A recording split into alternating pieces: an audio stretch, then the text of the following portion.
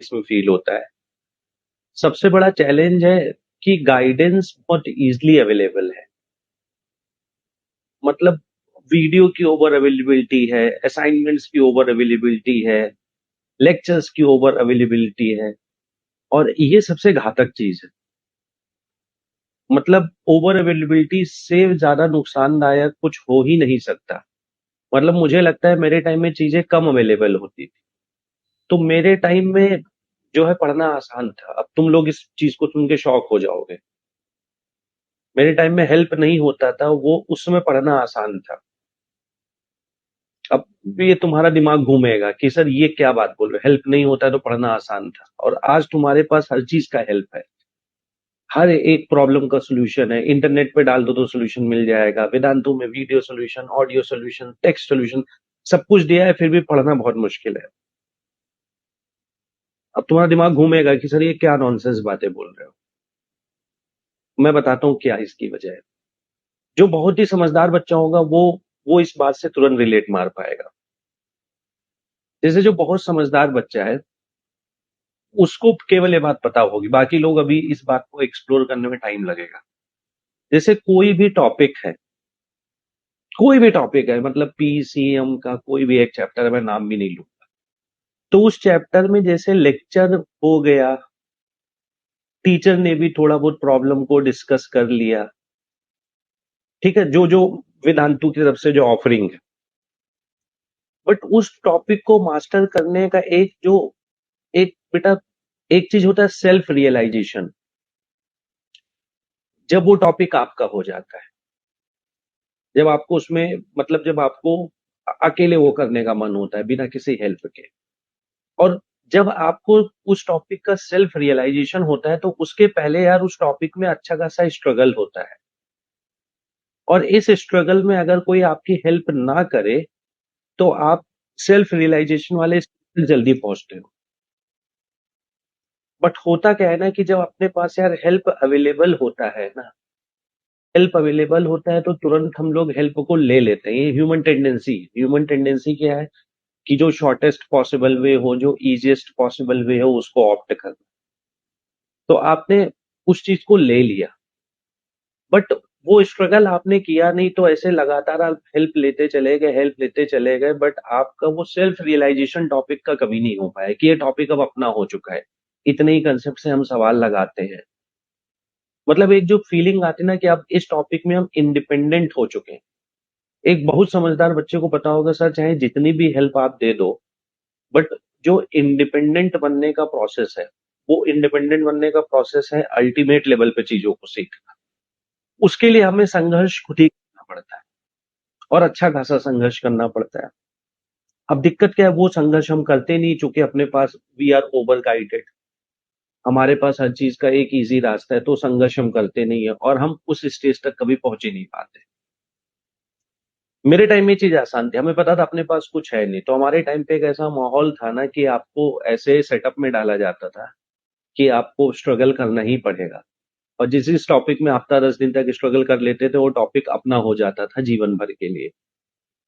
और सबसे बड़ी बात थी, हमें पता लगता था कि अगले टॉपिक में इसी लेवल का स्ट्रगल करेंगे तो अगला टॉपिक भी अपना हो जाएगा जीवन भर के लिए। बट बहुत तुम लोग साथ प्रॉब्लम क्या है कि इतनी ज्यादा चीजें हैं ना, तो कभी किसी टॉपिक को तुम अपना ही नहीं पाते हो। जब तक तुम मुझे सुनते रहोगे और जब तक मेरी हेल्प लेते रहोगे, तब तक तुम्हारा टॉपिक ही नहीं बन सकता। वो फिर भी मेरा ही टॉपिक रहेगा, क्योंकि तुम मेरी बातों को सुन रहे हो ना, उससे थोड़ी ना वो तुम्हारा टॉपिक हो। तो ये बिल्कुल अमन अग्रवाल बात से बोली, जो सुविधा थी ना वो बिल्कुल दुविधा बन चुकी है। जैसे एक बात है यार, लोग यार एवरेस्ट पे चढ़ते हैं, लोग एवरेस्ट पे चढ़ते हैं। तुम कोई भी नेपाल की फ्लाइट ले लो, ठीक है ना, 5,000 रुपए की फ्लाइट लोगे, तुम्हें एवरेस्ट के ऊपर ले जाएगा 2 मिनट के अंदर अंदर। तुम्हें नीचे से एवरेस्ट भी दिखेगा। तुम काठमांडू की फ्लाइट लोगे तो, समझे ना, 5,000 रुपए में तो एवरेस्ट तुम्हें नीचे दिखेगा अपने। बट क्या उसको एक अचीवमेंट माना जाता है? वो क्या अचीवमेंट है कि हमें एवरेस्ट, हमारे एवरेस्ट के टॉप पे लोग पहुंचने के लिए लाखों रुपए खर्चा करते हैं। 5, 7, 8 लाख रुपए खर्चा करते हैं एवरेस्ट के टॉप पे पहुंचने के लिए, और जिंदगी दांव पे लगा देते हैं। बेटा बहुत लोग मर जाते हैं, वापस नहीं आते वहां पे। बहुत लोग मर जाते हैं, बहुत लोग और बहुत लोग ऐसा होते हैं आधे रास्ते में वापस आते हैं, जिनको चूंकि उनको अपनी जिंदगी बितानी होती। तो भाई वो जो रास्ते का जो स्ट्रगल है ना, एवरेस्ट के टॉप पे पहुंचना बड़ी बात है नहीं। एवरेस्ट के टॉप पे पहुंचना कोई बड़ी बात नहीं। तुम 2,000 रुपए का हेलीकॉप्टर कर दोगे, तुम्हें जाके एवरेस्ट की समिट पर पहुंचा देगा, बोलेगा 1 मिनट रुकना फिर वापस आ जाना। ये भी पॉसिबल है, बट एवरेस्ट के टॉप पे पहुंचना इज नॉट इम्पॉर्टेंट। उस जर्नी के दौरान जो आपने हार्डशिप झेला है, that makes U A legend.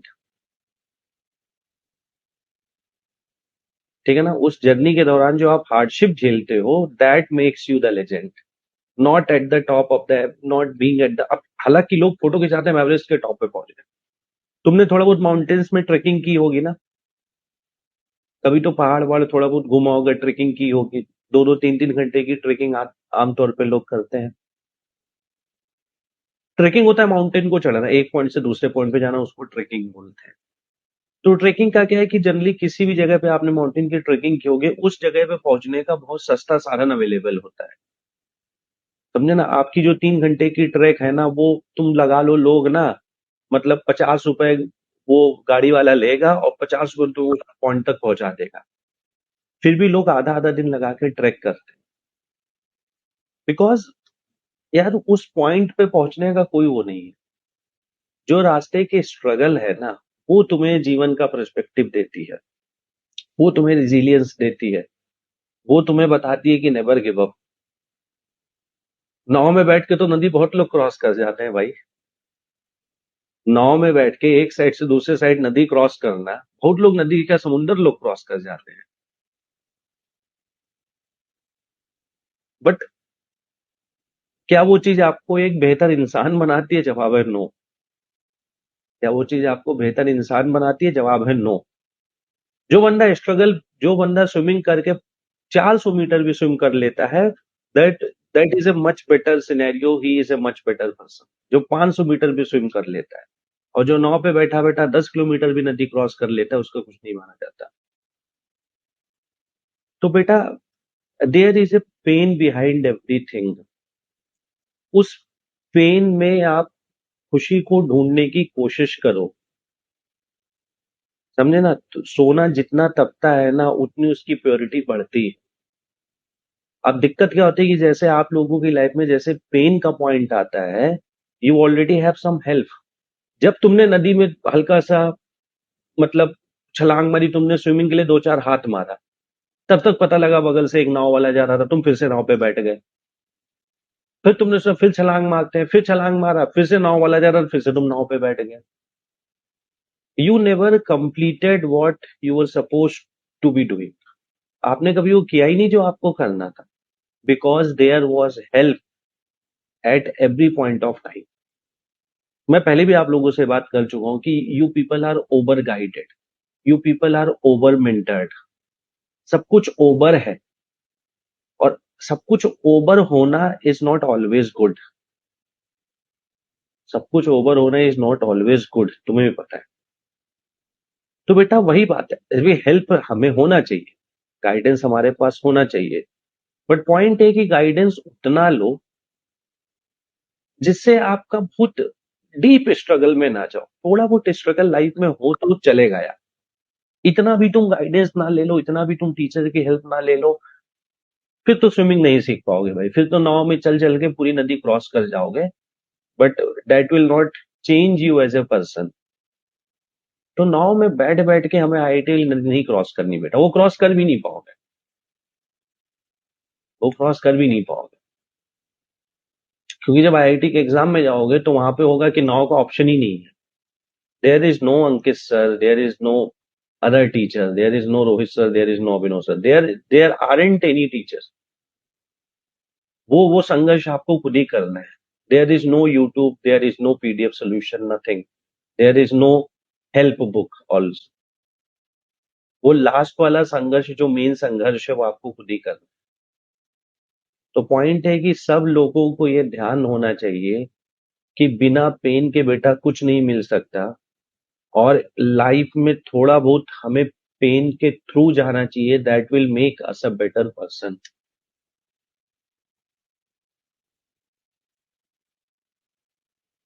ये बिल्कुल, ये तो मैं हमेशा ही बोलता हूँ यार, मैं तो बोलता हूँ भाई, पढ़ते वक्त आप लैपटॉप मोबाइल सब दूर बहाओ। मैं एक बात, मेरी पुराने डायलॉग याद आ रहा था, पढ़ने का वही तरीका है जैसे तुम्हारे पापा और तुम्हारी मम्मी पढ़ते थे। ये मेरी पुराना डायलॉग याद आ रहा है, मैं बहुत बार बोलता हूँ। आज भी पढ़ने का वही तरीका है जैसे तुम्हारे पापा मम्मी तुम्हारे चाचा पढ़ते थे। वो तरीका नहीं चेंज हुआ है, डोंट चेंज दैट। वो सदियों से चलता चला आ रहा है, कुछ उसमें मेरिट होगा तभी तो चलता चला आ रहा है। ज्यादातर पढ़ाई, laptop is not a problem. तुम मेरी बात ही नहीं समझ रहे हो, laptop is not a problem. किसी पॉइंट पे फंसने के बाद जगह जगह पे हमें गूगल करना, वीडियो देखना, दैट इज द प्रॉब्लम। ये तुम प्रॉब्लम नहीं समझ रहे हो। Technology is never the problem. ठीक है ना? Right use of the technology. और ये कुछ कुछ लोगों को ये बात ऑलरेडी पता होगी क्लास में, मैं ऐसा नहीं बोल रहा हूँ, बट कुछ लोग जो इस स्टेज पे पहुंचे हैं ना, वो बेसिकली रिसोर्सेज का बहुत ज्यादा यूज ही नहीं करते हैं। बेटा ये बात हमें बहुत सीखनी पड़ेगी। पता है, लोगों को मैंने देखा यार बर्बाद होते हुए, ऐसे ऐसे देखा कि, मतलब मैं तुम्हें अपने टेलीग्राम पे मैसेज दिखा दूं ना, तो अब तो वो पुराने मैसेज हो गए होंगे, लास्ट ईयर के जो कुछ बच्चों के मैसेज थे। सर मैंने 10-10, 12-12, 14-14 घंटा अपने यूट्यूब से पढ़ाई की 6 महीने, और मेरा परसेंटाइल आया है 38, 45।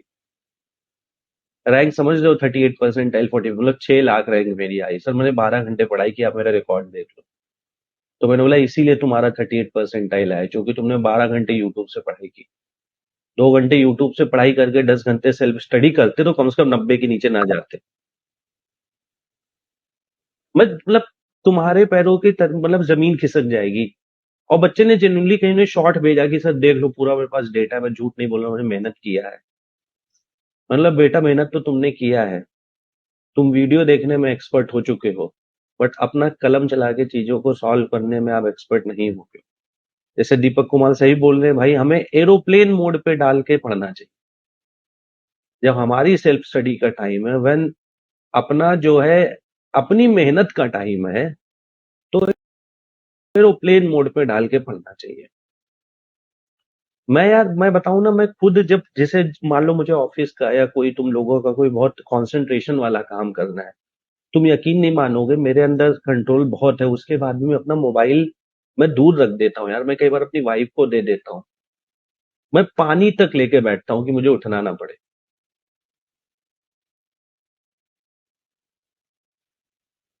क्या मैं इस चीज से, मुझे नहीं दिक्कत हो रही? मुझे भी दिक्कत हो रही है कि मतलब ये चीजें आपको कंसंट्रेट नहीं करने दे रही, बट उस दिक्कत का मैंने एक सोल्यूशन निकाला।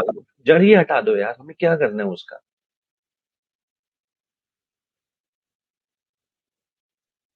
समझे? तो इसीलिए बेटा मेहनत बहुत जरूरी बात होती है, इस बात को मैं समझता हूँ, बट अगर मेहनत की दिशा अगर गलत हो, यार बात है कि जो बच्चे ने 12-13 घंटे यूट्यूब से पढ़ाई की, यार उसने, ऐसा आप नहीं बोल सकते उसने मेहनत नहीं किया है, और उसके पढ़ने का तरीका गलत था। वो एक चैप्टर को उठाता था, 4 टीचर का लेक्चर देखता था,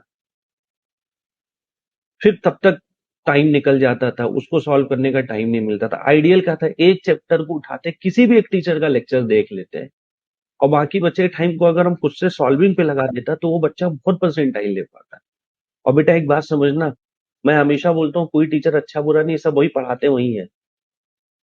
ये बच्चे के दिमाग का फितूर है, ये अच्छा है ये बुरा है। भाई अच्छाई बुराई आपके अंदर है, आपको वो चेंज करना है।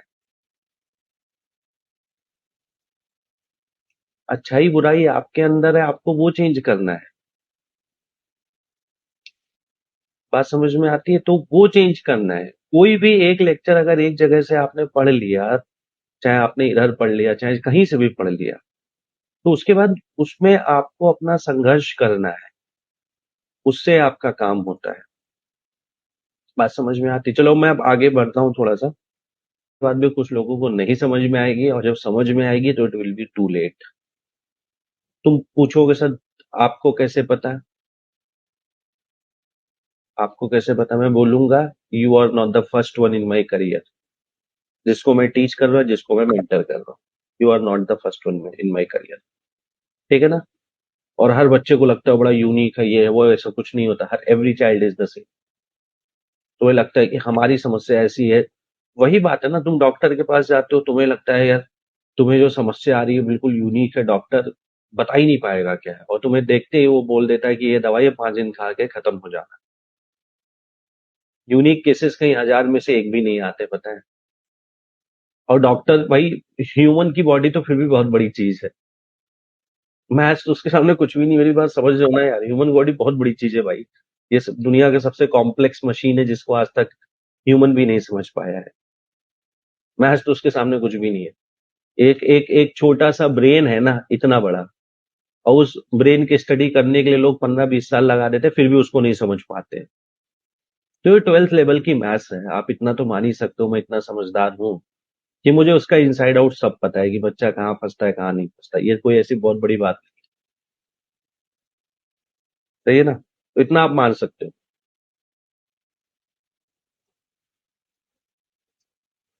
चलो भाई आगे बढ़ते हैं इसी बात पे।